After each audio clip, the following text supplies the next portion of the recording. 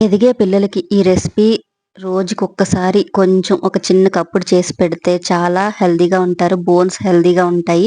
అలాగే ఎర్లీగా periods start అయిపోయిన అమ్మాయిలకి డైలీ ఒక చిన్న కప్పుడు చేసి పెడితే వాళ్ళకి నడుము నొప్పి రాకుండా, నీరసం రాకుండా చాలా హెల్తీగా ఉండటానికి ఇది చాలా బాగా ఉపయోగపడుతుందండి. అలాగే మోకాలు నొప్పులతో బాధపడే పెద్దవాళ్ళకి కూడా రోజుకొకసారి చేసి పెడితే వాళ్ళకి చాలా మంచిది.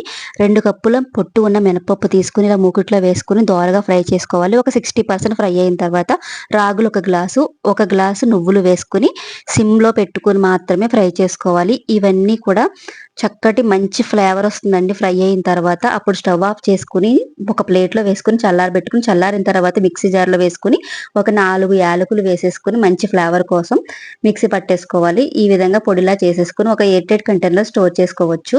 ఇప్పుడు ఒక కప్పు బెల్లము, 2 కప్పులు వాటర్ వేసుకొని బెల్లం కరిగిన తర్వాత ఒక కప్పు ఈ పౌడర్‌ని వేసుకొని కలిపేసుకోవాలి. తర్వాత ఒక 5, 6 టేబుల్ స్పూన్ నెయ్యి, డ్రై ఫ్రూట్స్ వేసేసుకుంటే మనకి రెడీ అయిపోతుంది. ఇది డైలీ తింటే చాలా హెల్తీ అండి. నచ్చితే లైక్ చేయండి. Thank you.